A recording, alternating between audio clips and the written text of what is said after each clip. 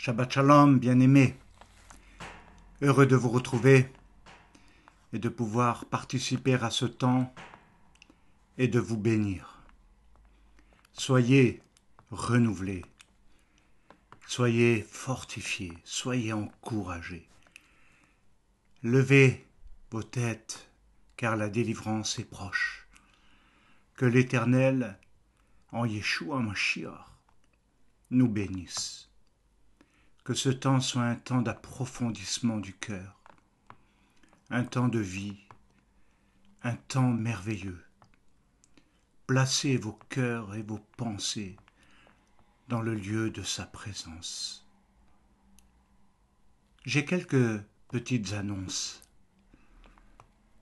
encourageantes et je pense qu'elles correspondent à la situation actuelle qui semble être à nouveau difficile, des temps difficiles, et il nous faut quand même maintenant réagir. Et je crois que si vous n'avez pas vu les rencontres du mardi de manière régulière, c'est parce que je préparais un certain nombre de choses pour diversifier également et rendre plus à même, adéquate, ce que nous voulons vivre ensemble et partager dans la présence de notre Dieu et de notre Messie Yeshua. C'est pourquoi, soyez attentifs lundi, il y aura une vidéo qui sera diffusée de façon à donner un ensemble d'informations concernant diverses activités qui vont se mettre en place avec différentes orientations et on aura certainement l'occasion d'avoir une rencontre Zoom pour en définir le contenu, le fond, la forme et puis partager tout simplement, se retrouver. Mais je crois que ceci pourra être un encouragement. Bien sûr, rien ne remplacera le présentiel, mais encore une fois, je le dis, et je suis un peu là et fatigué d'entendre toujours je veux se réunir, mais ce n'est pas notre faute, c'est pas nous qui décidons. Donc la situation actuelle mérite toute notre attention et en même temps notre cœur et nos pensées vont vers tous ceux qui sont dans ces moments éprouvés, qui sont dans des difficultés. Pensons d'abord à eux avant de penser à nous-mêmes. Et je crois que c'est quelque chose où le Seigneur veut nous parler dans ces temps et nous mettre dans des face-à-face particuliers. Il veut nous rencontrer et en même temps transmettre et faire de nous, dans ces moments, des témoins et de vrais témoins qui glorifient l'Éternel, le Dieu Tout-Puissant. Alors bien-aimés, soyez très attentifs et vous prendrez, je pense, courage et en même temps, vous aurez tout le loisir de noter un certain nombre de points. Donc, je vous donne rendez-vous pour mardi à 19 h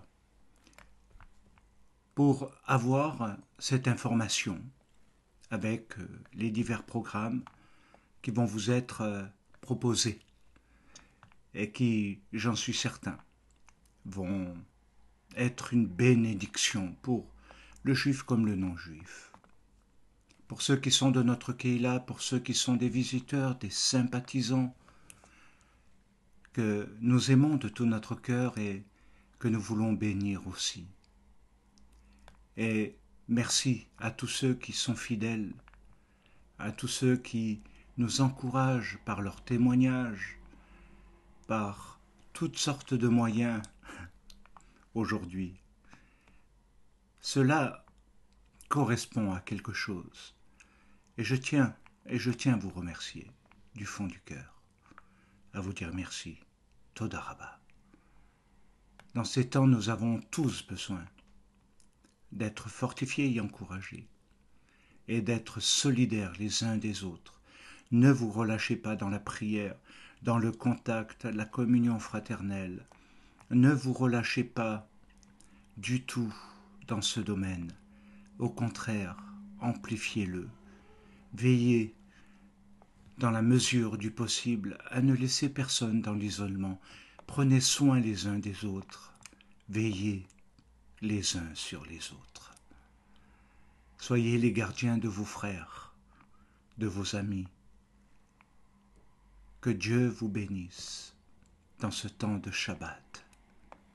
Alors, il sera merveilleux, ce temps.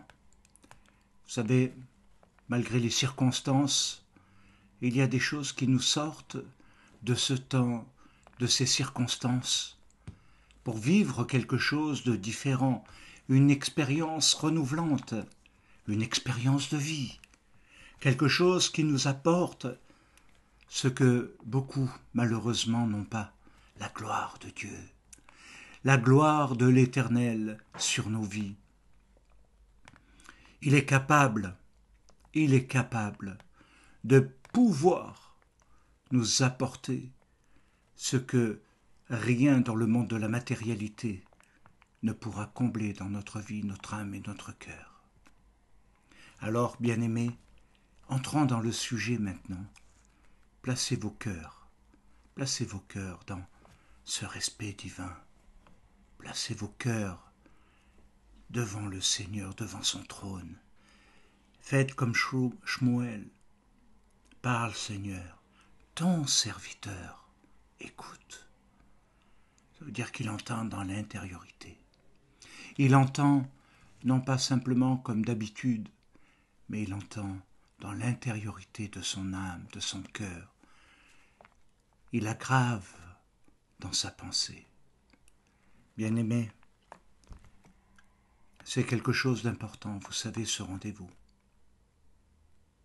C'est vrai que dans toute la semaine, c'est un temps particulier, mais ô combien il est important.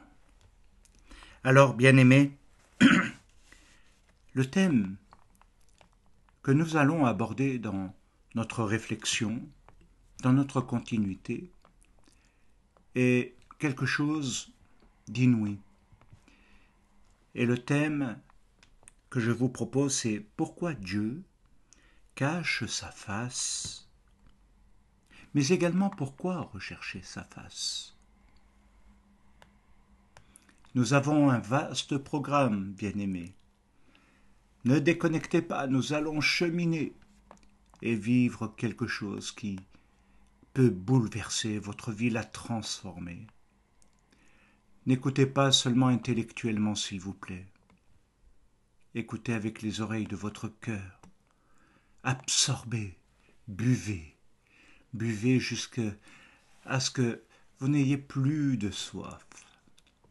Et vous verrez combien c'est enrichissant, combien ça apporte de la vie et du renouvellement.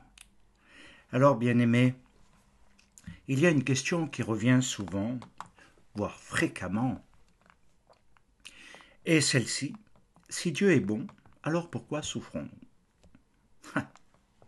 Ou alors, formulé autrement, si Dieu est bon, alors pourquoi toutes ces souffrances? Ce sont des questions que, bien sûr, le Tanakh, la Bible, aborde largement. Il y a eu des situations dans la Bible dramatiques dans l'histoire. On ne peut pas toujours dire que tout a été merveilleux, positif. Non, pas du tout. Il y a eu énormément de choses, mais elles sont là pour nous apporter un enseignement, pour nous parler. Alors, il est bien entendu que la question que je viens de poser, elle est à la fois ambiguë et complexe. Et en même temps, elle remet consciemment ou inconsciemment l'existence de Dieu en question. Pour beaucoup. Elle remet consciemment ou inconsciemment l'existence de Dieu en question. Ou son absence. Beaucoup pensent que, de toute façon, Dieu n'est pas là. Et c'est quelque chose que nous devons prendre en considération. Alors, dans un deuxième sens, il nous faut comprendre que le sens de l'existence, le devenir, comme nous disons, de l'homme, face à cette interrogation, il est nécessaire alors, à ce moment-là, pour chacun de nous, surtout dans ces temps difficiles, actuels, qui se manifestent de manière dramatique sous nos yeux, il est nécessaire de décrypter à la lumière de la Torah et de Yeshua Mashiach ce que dit la Bible. Alors on va lire pour cela le psaume 44, versets 24 et 25. Lama panecha tzikar anenu velaratzenu. Et ça veut dire littéralement, pourquoi ta face tu caches, je le fais littéralement, je le reprends, pourquoi ta face tu caches et oublies notre affliction et notre oppression. Si on le reformule, c'est pourquoi caches-tu ta face et oublies-tu notre affliction? Pourquoi c'est la main? Il est écrit également dans Job au chapitre 13 et au verset 24, Lama parena panecha tatzir vetaevni leoyev lach. Pourquoi ta face tu caches et tu me considères comme un ennemi pour toi? Ce qui rend ces passages plus compréhensibles de sa face cachée. Panecha tatzir signifie l'Éternel s'est retiré de toi. La face cachée, ce n'est pas purement comme nous le traduirions, le visage, le vis-à-vis. Là, panecha tatzir signifie tout simplement l'Éternel s'est retiré de toi. Autrement dit, Dieu se met dans une distance et c'est ce qui fait que sa face est cachée, non visible, non palpable. Elle dénote l'incapacité d'accueillir le Seigneur, ce qui nous voile sa face. C'est la touma, le mal, le péché, la faute. Elle sépare, elle éloigne et elle met une distance ou une séparation. La faute est d'abord liée à la dent. Si nous faisons parler la Torah, elle nous dit « Êtes-vous en train de vous débarrasser de moi ?» C'est le sens réel de la conséquence de la touma, de la faute. La séparation, c'est possible de l'interpréter ainsi. Alors si nous voulons aller plus loin, bien-aimés, et découvrir quelque chose, retournons dans le Gan Éden. Le Gan Éden est devenu, dans un langage courant, une zone interdite.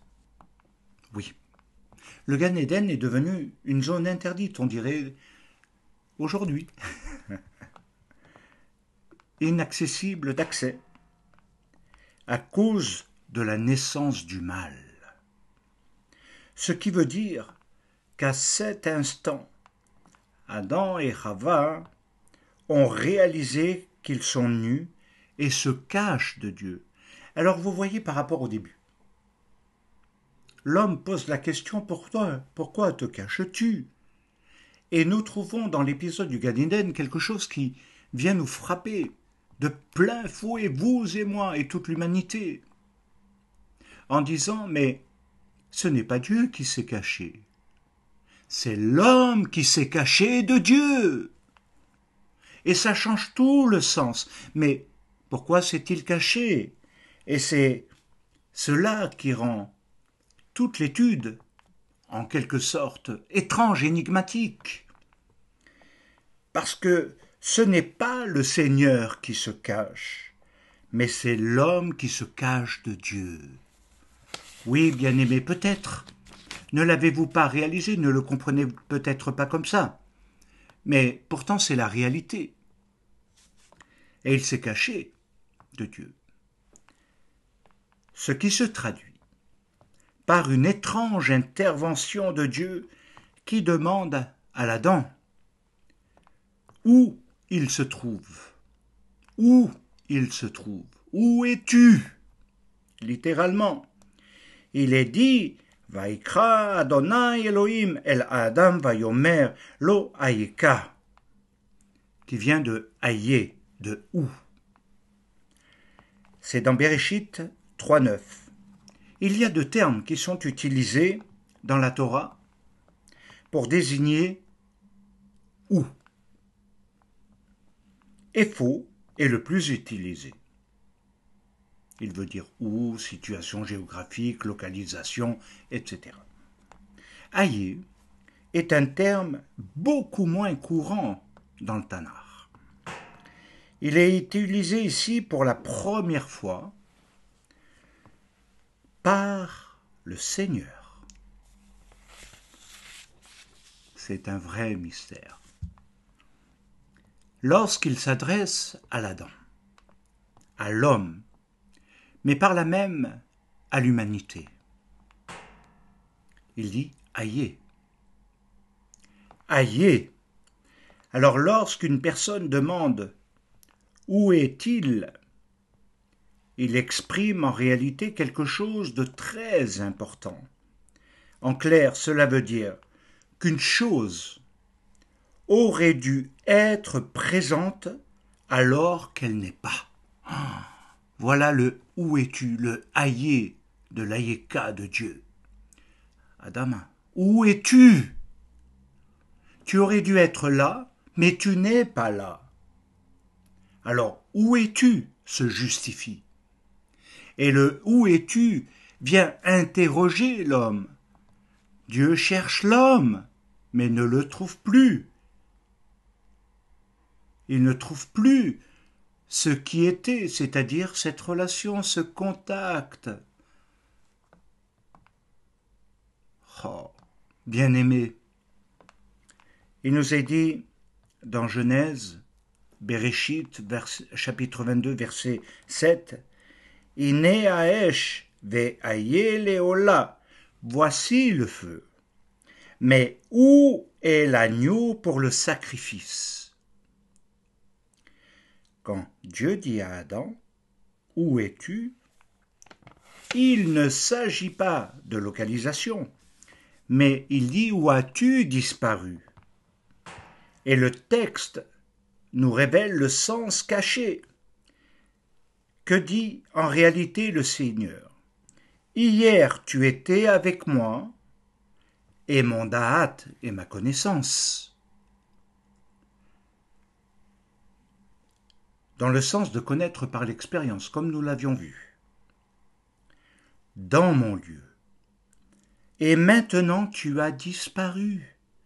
Tu n'es plus, tu es avec le da'at du Nachash. Et c'est dans ce sens-là que nous devons l'exprimer, l'expliquer. Tu n'es plus dans ma connaissance, mais tu es dans la connaissance du Nachash. Et tu as changé de lieu, tu as changé d'endroit, tu n'es plus présent devant ma face. Alors Dieu dit, dans un cri d'amour, « Où es-tu? Reviens. Où es-tu? Pourquoi as-tu disparu de ma présence, de mon lieu, de devant ma face? J'avais des projets pour toi. Je voulais le meilleur qui soit pour toi, et tu as disparu. » Alors, bien-aimés, tâchons de comprendre qu'il y a quelque chose d'extraordinaire dans ce cri d'amour divin. Dieu veut nous retrouver. Mais est-ce que l'homme, est-ce que toi, tu veux le retrouver?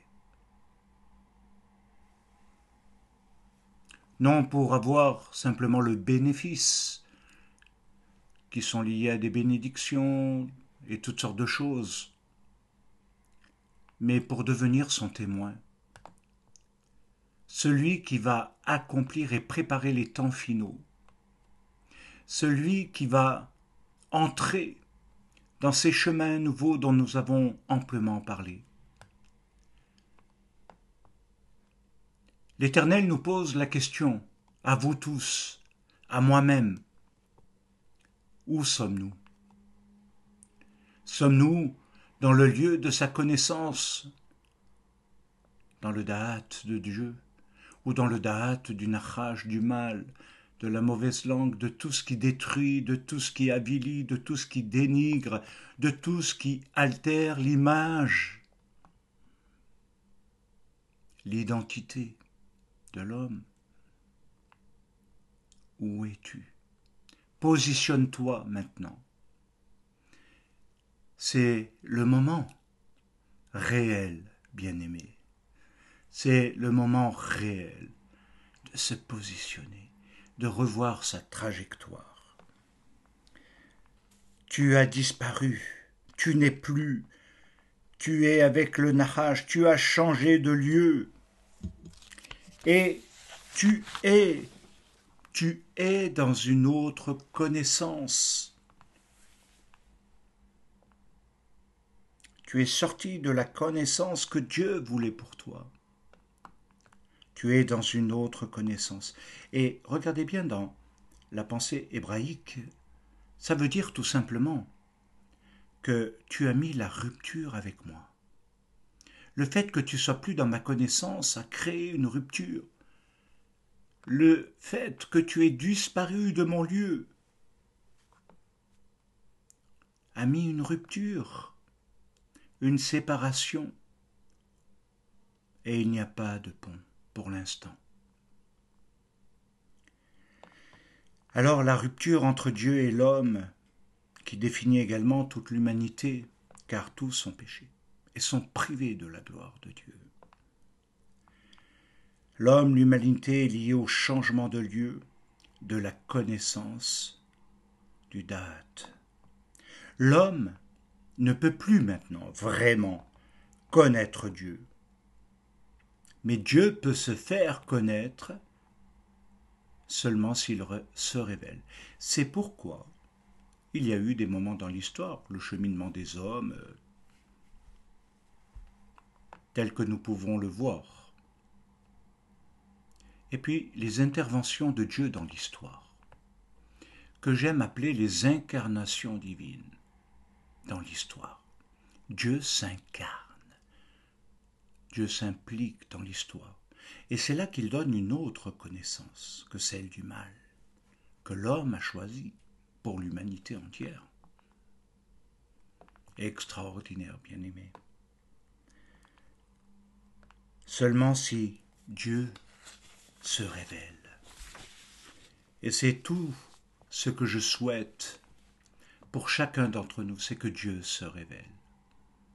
D'une manière nouvelle, dans une connaissance nouvelle, de son nom, de son Messie. Non du tout appris, non de tout ce que vous voulez savoir, de tout ce que vous avez pioché à droite et à gauche, une connaissance de Dieu différente. Alors cet acte de bonté de la part de Dieu se réalise par les vêtements qui couvrent Adam et Chava. Et c'est dans ce cadre que nous pouvons dire que Dieu a voilé sa face. Oh.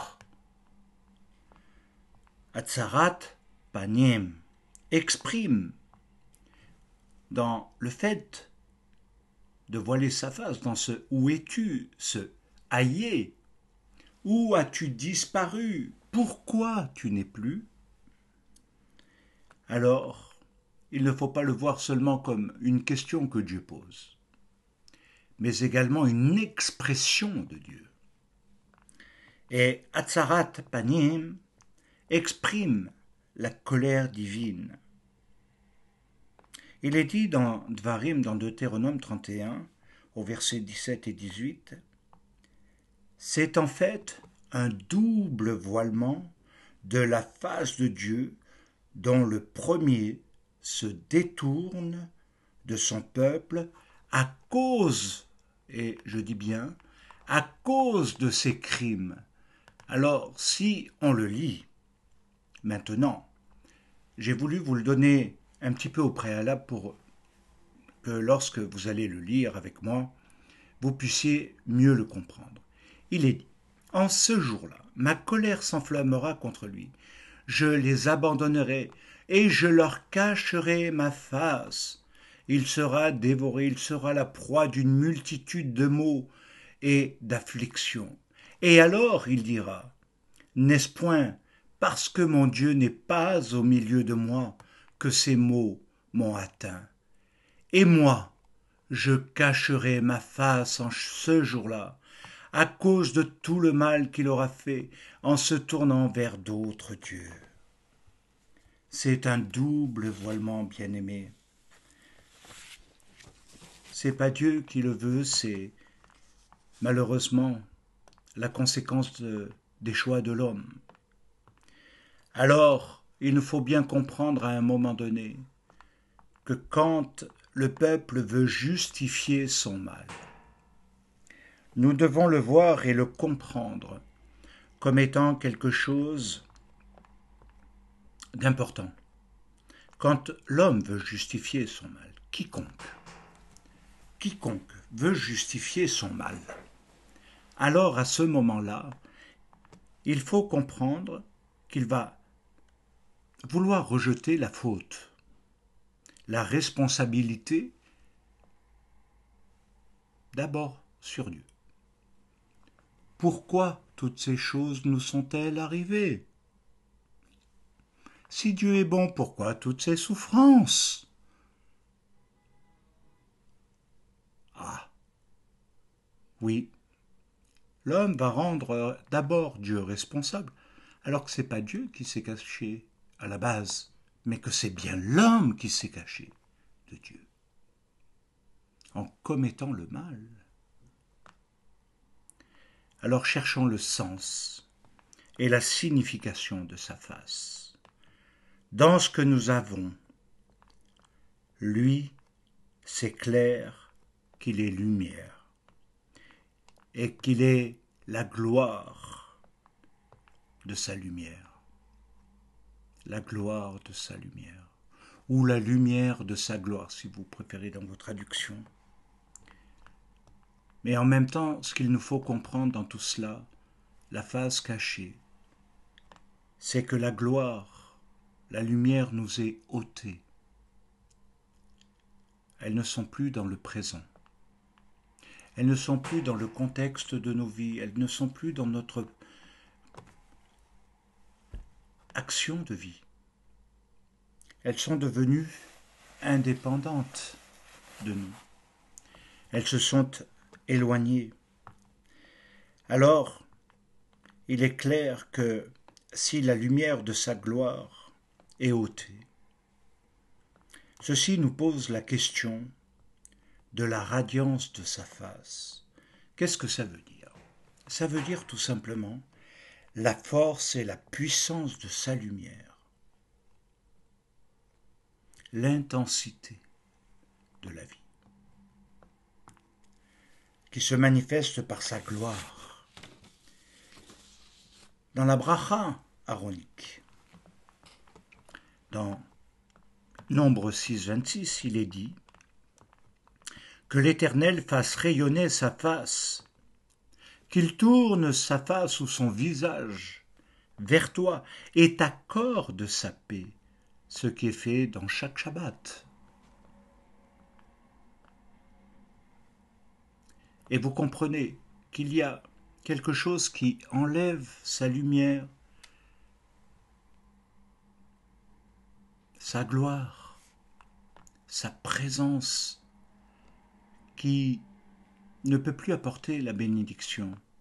Et c'est pourquoi l'homme devient soumis, malheureusement, à toutes sortes de maux, d'afflictions, qui se produisent sans pouvoir obligatoirement les vaincre, les surmonter. Il les subit. Il en est même parfois dominé, au point de se détruire, de détruire les autres, de détruire même ses relations. Et la bracha aaronique nous démontre l'autre côté, quand la face de Dieu est tournée vers nous, qui est extraordinaire et qui se renouvelle chaque semaine, pour tous les jours de la semaine. Que l'Éternel fasse rayonner sa face, tourne son visage vers toi et t'accorde sa paix. C'est l'expression même de sa bracha. À l'inverse, le Seigneur, dans sa colère, peut, comme il est dit dans Lévitique 26, 17, « Et je dirigerai ma face contre vous », ce qui implique tout simplement que vous serez battus, vaincus par vos ennemis, ceux qui vous haïssent. Ça ne vous rappelle pas les paroles de Yeshua qui nous dit quelque chose? Ah, vous n'aviez peut-être jamais fait le parallèle, vous n'aviez jamais fait attention à cela. Mais la raison pour laquelle Yeshua dit « Bénissez vos ennemis, aimez ceux qui vous maudissent, bénissez, bénissez », c'est parce que il amène à faire tourner la face sur la face, la lumière de sa gloire, qui va vaincre ce mal.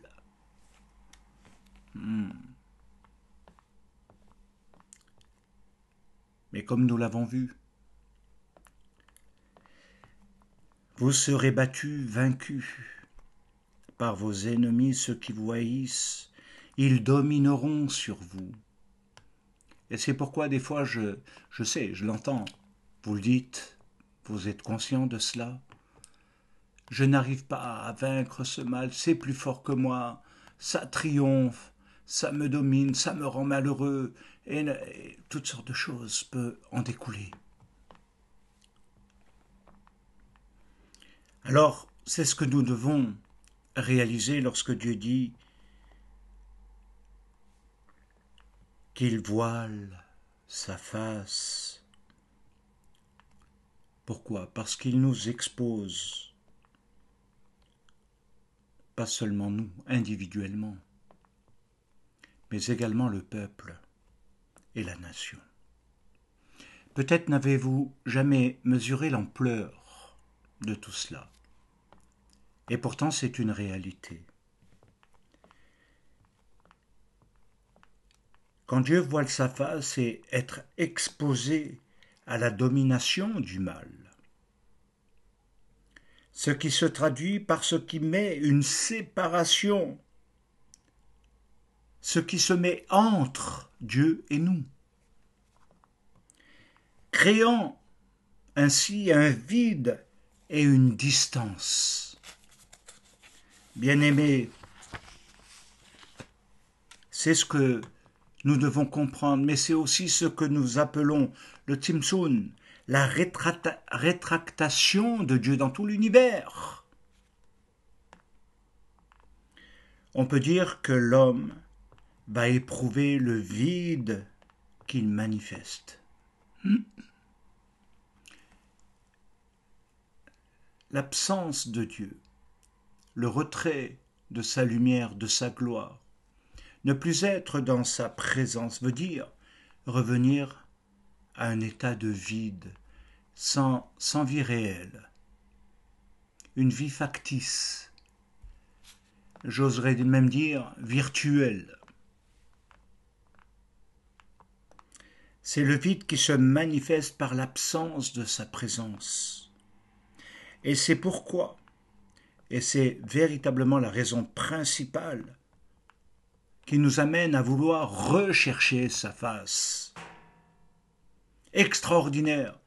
Oui, nous pouvons rester dans cet état longtemps, mais si nous entendons aujourd'hui sa voix, si nous n'endurcissons pas notre cœur, si nous le cherchons de tout notre cœur, il se laissera trouver. Si vous ne le cherchez pas, par votre intelligence, par vos propres forces. Il se laissera trouver.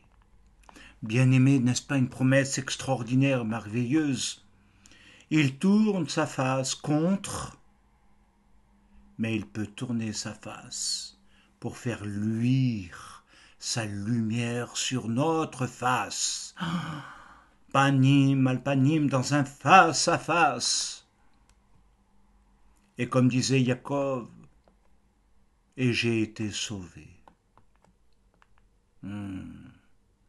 Bien-aimé, c'est extraordinaire, rechercher sa face afin qu'il soit trouvé.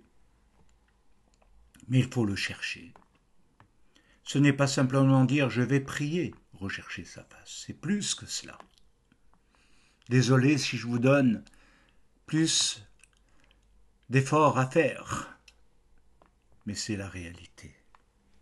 Alors n'oublions pas que pour notre compréhension, avant que Dieu ne se cache, voile sa face, c'est l'homme, l'Adam, l'humanité qui s'est caché de sa face. Et il est fondamental de comprendre pourquoi l'homme doit rechercher sa face. C'est lui qui s'est détourné de lui. C'est nous, toi, moi. Tous, nous nous sommes détournés de lui. Ce qui implique un retour. Ce qui implique le fait de rechercher, c'est de revenir sur le lieu du drame.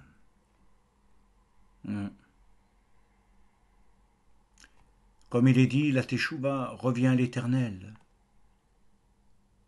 parce que la distance est tellement importante dans l'éloignement.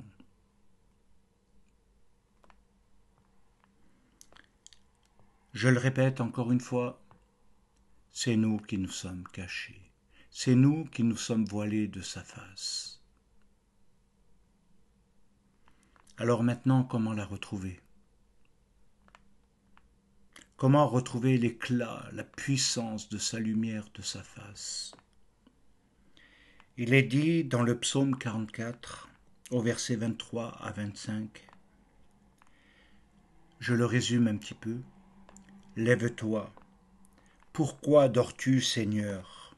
Réveille-toi, réveille-toi, il est dit, réveille-toi. Ne nous rejette pas indéfiniment. Pourquoi caches-tu ta face, ton visage? Pourquoi oublies-tu notre oppression, notre misère? » Et là, le mystère va se lever. Parce que nous devons comprendre l'épisode du Gan Eden et les autres épisodes qui ont été marqués dans la Bible, que nous ne pouvons pas tout reprendre, bien entendu. Mais le texte que nous avons lu là dans le psaume, dans les Téhilim, nous amène à comprendre que notre misère, notre oppression, pas ma misère, est mon oppression uniquement, mais tout ce qui forme le nôtre. Et je pense que ça a son importance, bien-aimé. Il est dit « Oyenu velaratzenu » Oyenu velaratzenu. Ça se réfère à la captivité d'Égypte de Deutéronome 26 et le verset 7. Nous implorâmes l'Éternel notre Dieu, le Dieu de nos pères, et il entendit notre voix. Il vit notre misère et notre asservissement. Alléluia. Et implorer est important. Implorer est important. Implorer l'Éternel, c'est l'une des clés les plus puissantes de la Tefila. Elle nous introduit dans ce qui apaise le Seigneur, c'est-à-dire ce qui détourne sa colère, son châtiment. Autrement dit, il tourne sa face vers nous, ce qui veut dire qu'il devient favorable. Ce qui signifie qu'il exauce et exaucera nos prières. Alléluia. Et il entendra nos supplications. Et ça a une répercussion parce qu'il nous délivrera. Dans Job, un passage extraordinaire. Au chapitre 33 et au verset 26, il est dit, il supplia Yéatar, il supplia, implora Dieu, et Dieu lui est propice, et lui fera voir sa face avec joie, et lui rendra sa justice, son innocence. Quel passage extraordinaire! Si vous voulez, nous pouvons même le relire ensemble. Il supplia, et Dieu lui est propice, et lui fera voir sa face avec joie, et lui rendra sa justice, c'est-à-dire son innocence. Oh, Dieu lui rendra. Oh, bien-aimé, ce passage, je l'ai gravé dans mon cœur. Je l'ai gravé au plus profond de moi, parce qu'il évoque tellement l'amour et la gloire, la magnificence, la puissance de l'amour de Dieu, qui me dit qu'aucune situation n'est éternelle. Si l'homme veut revenir à lui, si l'homme veut s'attacher à lui, alors il peut changer non seulement son existence, mais tout son futur. Et Dieu lui donnera, lui redonnera son innocence. Oh là là.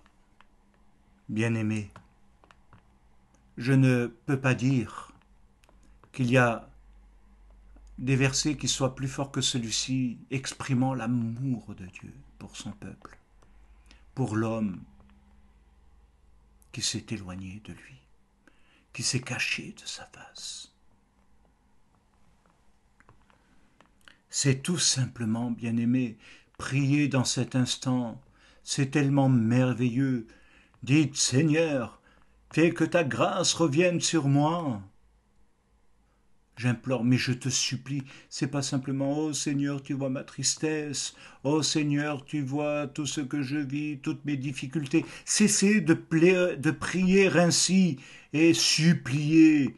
Pitié, Seigneur. Je te supplie, je ne mérite pas, mais accorde-moi ta grâce, ton pardon, ton amour, ta justice. Rétablis-moi dans tes sentiers, les sentiers de ta justice, pour être plus juste. C'est extraordinaire d'entrer maintenant dans une profonde adoration, dans une adoration qui conduit à une louange, qui nous fait dire « J'ai crié à l'Éternel et il m'a délivré de tous mes ennemis. » Je m'écrie maintenant, loué soit l'Éternel, et je suis délivré de tous mes ennemis. C'est un temps de reconnaissance, exprimé par la louange qui donne la joie et qui nous envahit d'amour. Il tourne sa face, il ôte le voile. La séparation a été accomplie par Yeshua HaMashiach.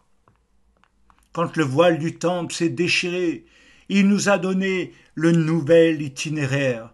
Le chemin qui était fermé s'est ouvert. Il a déchiré le voile pour que sa face soit vue.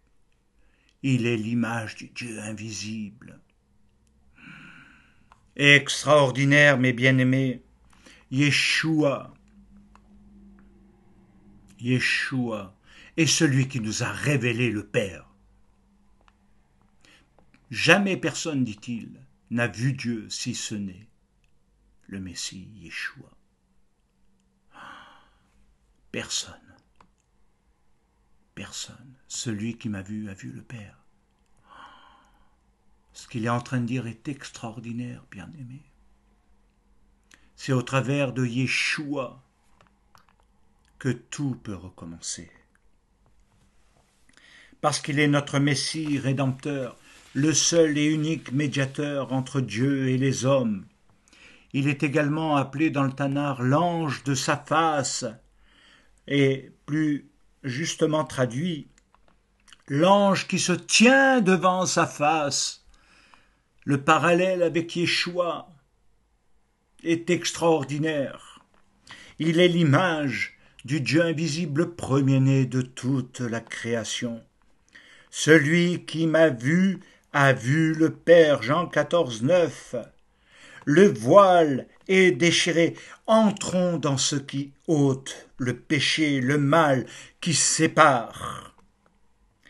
Ésaïe, le prophète, au chapitre 59, nous dit, à partir du verset 1, « Non, la main de l'Éternel n'est pas trop courte pour sauver, ni son oreille trop dure pour entendre, mais ce sont nos crimes qui mettent une séparation entre vous et votre Dieu.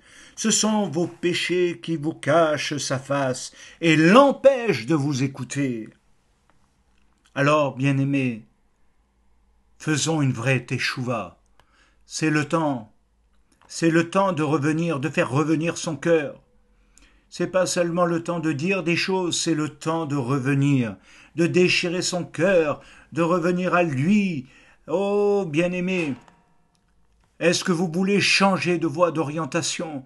Est-ce que vous voulez vraiment que ce que vous avez commencé dans le mal continue, se répercute et se perpétue? Que les défauts deviennent malheureusement de plus en plus pesants et vous détruisent? Ou voulez-vous une vie nouvelle?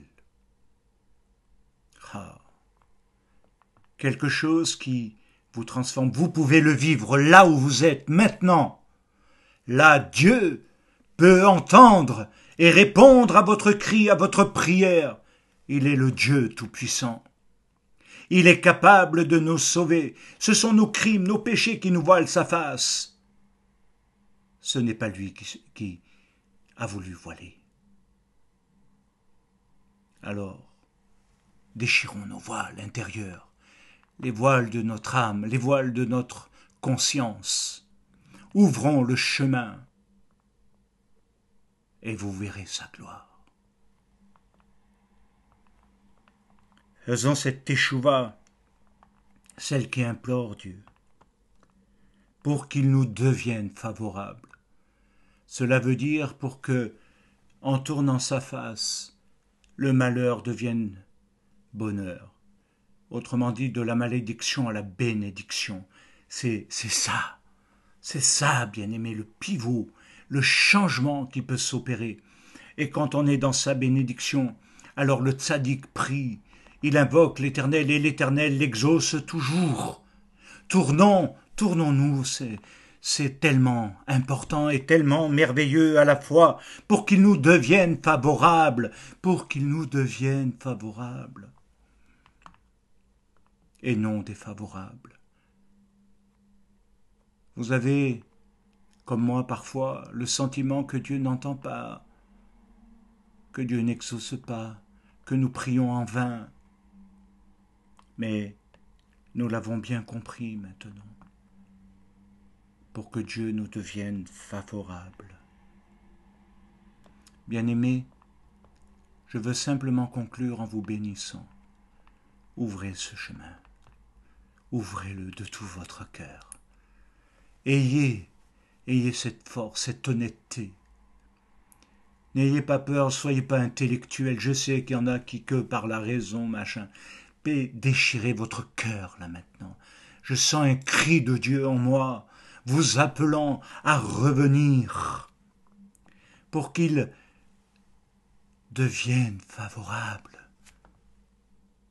Ô bien-aimés, que Dieu vous bénisse, que Dieu vous accorde sa paix, sa gloire, sa lumière, que Dieu révèle sa face, la face de son oint,